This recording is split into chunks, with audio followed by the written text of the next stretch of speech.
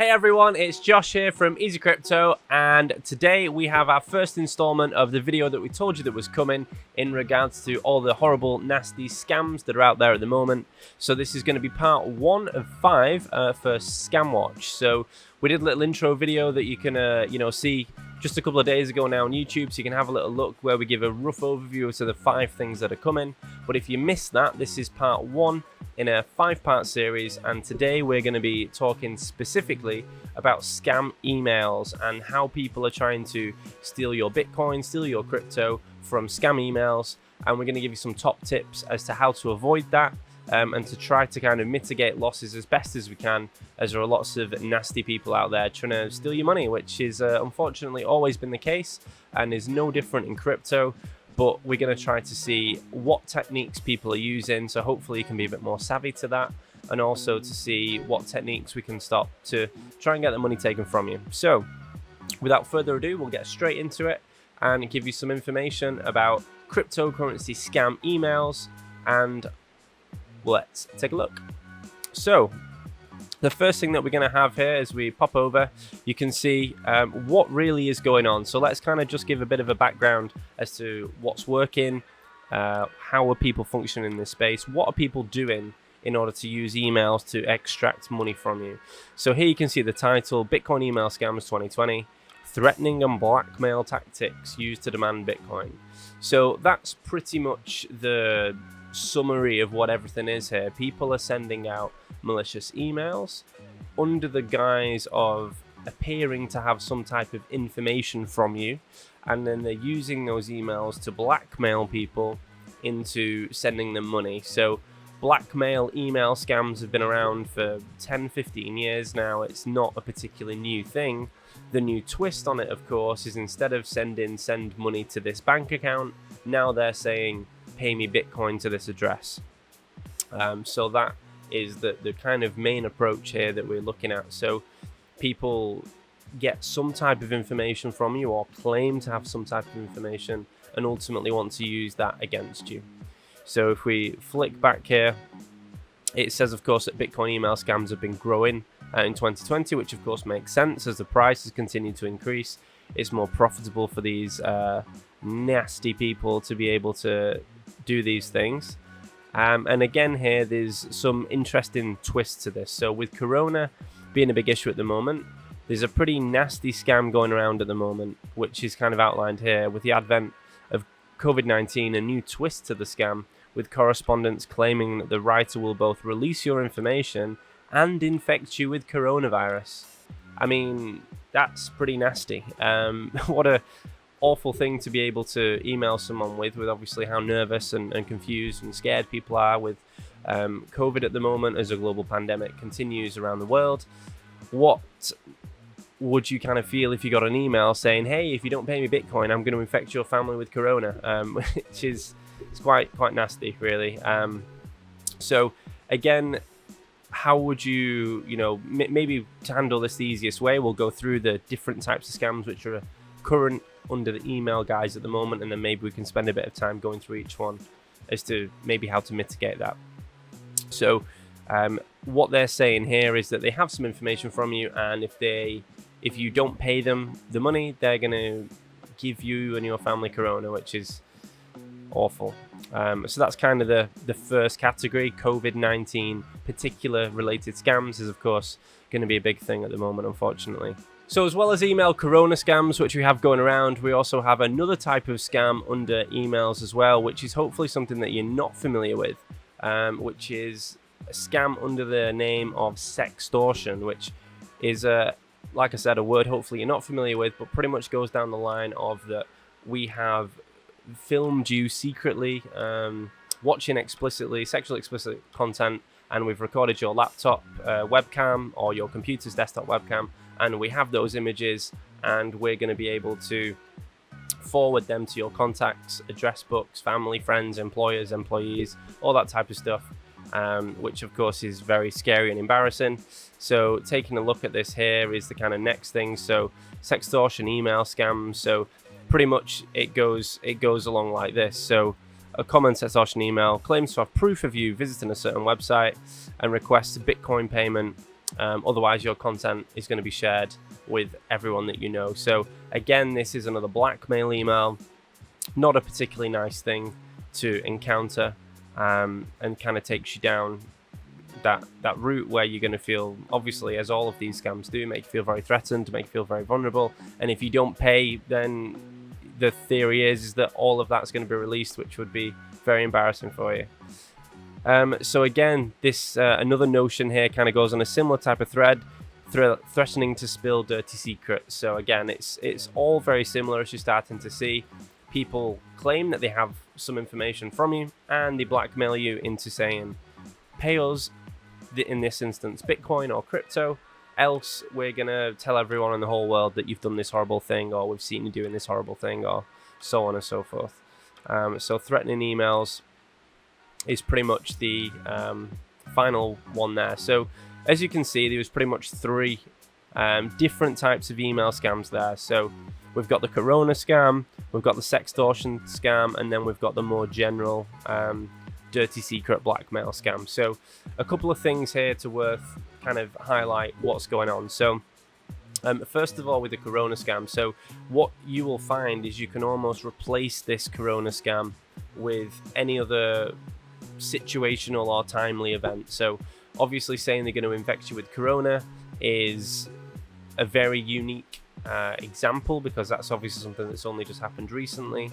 But this email could be interchanged with all sorts of other things in different areas as well, because obviously it's a global thing. So I think there was a version of this when Ebola was going around, other diseases and nasty things of that nature. People can interject in certain areas to try to take advantage and manipulate people. Ultimately, these scammers are not nice people and are happy to try to prey on the most weak and vulnerable of us, particularly at a time when many people are scared about different things too. So whatever the world or that country is most scared about at that time, unfortunately people are praying to take advantage of this. So again, on this side, how would we kind of combat this type of email scam? So if you just got an email that turned up that said, pay me in Bitcoin or we're going to give you Corona, that is going to be quite a scary thing, but we have to understand what the realities of that are going to be. And a lot of this comes down to you as an individual understanding what is possible technologically, and then combining that with your own rationale of to think what is actually going to be possible. So, you know, we're all aware, particularly at the moment, of how quickly Corona spreads, how, you know, it can be shown to go from person to person to person. So I imagine someone that's received this email, their worst case scenario is that they're imagining someone turning up at the door, and, you know, coughing and sneezing in the face perhaps, and then infecting family or friends because you didn't pay Bitcoin. You have to just take a step back and realize that if you've received an email of this nature, it's likely that tens and tens of thousands of other people have also received an email of this nature, and it's just not going to be practically possible for said malicious person to possibly infect everyone, even if they wanted to. So sometimes you kind of have to just step back and kind of look at these things as a human level. So maybe put your shoes in your, you know, maybe put on your scammer hat and imagine you were a horrible, nasty person for a moment, as I'm sure most of you watching this are of course not. But if you were claiming to be able to infect people with Corona and you'd emailed 20, 30, 50, 100,000 people, you yourself know that's not going to be possible. So looking at it from the other side of the fence, as it were, is ultimately something that you could look at, to maybe look at, is this realistic for me to do, therefore would it be realistic for someone else to do? Because the likelihood of it is that if you have this email, many other people do too, and that should reduce your fear of something of this nature. So again, moving on to the sextortion side of things. So this one, of course, is a bit more sensitive because by its nature it's intrinsically very personal, and a lot of people do, of course, have webcams on laptops or webcams on computers, and it is technologically possible for those to be remote accessed and to people to film things without your attention. So interestingly enough, some very big people in Silicon Valley have been kind of shown in interviews and radio shows, and, you know, when they're out and about being interviewed, that they sometimes have even put tape over their webcam. So if this is something you're worried about moving forward, it's quite a common thing just to put a little sticky or a little post-it note or a bit of paper over your webcam when you're not using it, just so then no one can ever record anything. Sometimes the easy, simple analog things are the best. But again, that then of course means you're buying into this type of fear, which, you know, is to some extent a real thing. It has happened, but you also need to look at yourself quite analytically and just again go, would this be possible? Because of course, you know, just being very straight about things, if you're not someone that frequents these type of websites very often, and ultimately haven't been engaging in that type of activity, then receiving this email isn't probably going to trouble you at all, because you know that wouldn't have been possible. The very nature of how these email works is that they send them out to tens and tens of thousands of people, and just hoping that whatever is being said in this email resonates with that individual. So again, in order to kind of mitigate this, you could take practical steps to block your webcam when you're not using it. You could also again take a step back and look at this rationally and think, well, what are the chances of them being able to do that? And just because someone has hacked your email doesn't necessarily mean they're going to have all your contact details to be able to send this to. It's likely that a lot of your contact details for friends and family are more so in your mobile phone rather than emails on your, you know, Hotmail, Gmail, or whatever it may be. So again, just try to think about it a bit more rationally, and that might bring some clarity as to what the decision is there. So just to kind of make that a little bit easier for you, we've actually got an example of what one of these sextortion emails may look like, just so you've got a bit of a better understanding of what to look out for. So here you can kind of see that this is kind of it's an image, so we can't highlight it, but this is what we're looking at in question here. You know, so it's, as you can see from the wording, it's quite malicious in its you know, language, which I'm sure you'd appreciate. So, you know, straight to the point. No one has done this to me. No one's made it out. I mean, I can give you a minute here to read this. As you can see, it's really quite nasty, but they've gone down the line of saying that they've got a keylogger, they've got your passwords, they've got your emails, they've got all your personal contacts, they've recorded things on a webcam, and your solution is to pay $1,044. So again, what is a common tactic here is that the number of the amount of money that's asked for is usually an oddly specific random number. If this just said pay me $1,000, then people would go, well, $1,000 sounds like a bit too much of an obvious number. So they'll often pick like a really weird number. So in this case, $1,044. And again, here it gives the Bitcoin wallet address to send to. So as I was saying previously, you can actually use the Bitcoin wallet address. You could actually copy and paste this and put it into a blockchain explorer to see what transactions have been sent to that address. And what I would suspect is, as if most likely is that this email has been sent to tens and tens of thousands of people. Unfortunately, there may well have been other people that have already fallen for this scam. So if you copy and paste this into a blockchain explorer, I would unfortunately imagine, or hopefully not, if someone already hasn't been done by this scam, but I would suspect to see other transactions on that blockchain for around or exactly the same amount of money as this, which would be a very good sign that this is a fake email, because it's very unlikely that you'd have multiple payments of exactly the same amount moving through a crypto wallet, providing this email's just gone out to you. So yeah, just a quick example of what that looks like, and hopefully that gives you a bit of a better understanding of what to look out for visually perhaps. And then again, the last one kind of comes under a very similar hood, spilling of dirty secrets. So I mean, the logic there would be, if someone is going to spill a dirty secret about you, it would imply that they know you very well in order to know that secret, in order to spill it. And considering people are asking for Bitcoin and crypto as a payment here, quite an easy one to mitigate this would be, well, who knows me well enough to know my personal secrets, and does that person or those said people have an in-depth knowledge about crypto in order to be able to know that this would be something that they could do? I suspect the answer to the vast majority of those cases is going to be no. So this one is somewhat more easy to kind of mitigate the risk of on a human level, and you can kind of look at that email and go, nope, that's stupid. But again, all of these comes down to a very similar thing. I mean, generally speaking, just ignore them. Is the ultimate truth. The vast majority of these emails have no understanding or connection to you as an individual. You just have to appreciate that someone's got access to your email from the many thousands of places that you put it on the internet over the years, and ultimately they mass out these emails to tens and tens, if not hundreds of thousands of people, hoping that even 0.1% of people send them some Bitcoin, because that's really all that they have to do. It doesn't cost them any money to send the emails. It's a very easy thing for them to do.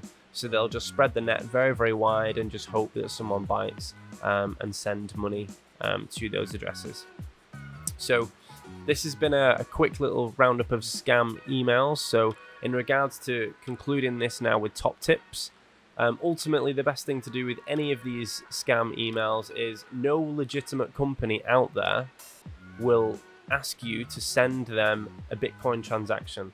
Unless you're trying to knowingly buy something from a legitimate company in Bitcoin, no one is going to send you an email out there randomly requesting crypto, be it Bitcoin, Ethereum, or any other coin. That's just not how the industry operates. So if anyone is sending you email addresses from people, companies, and entities you do not understand, simply just do not send them any Bitcoin is the easy answer, no matter what is being said or no matter what is happening. So simply just ignoring the emails in often case is the easiest, simplest option. So beyond that, you could go a little bit deeper, and if they give a Bitcoin address to send a transaction to, you could even check that transaction address, check the address on the blockchain, and you'll be able to see potentially smaller amounts of coin gone in there, which again, if that is happening, unfortunately, you could see people being victims of that scam. So that could again be another red flag as to, well, why is this address receiving loads of very identical transactions to the amount that's requested in my email as well, if they've got pertinent information about me.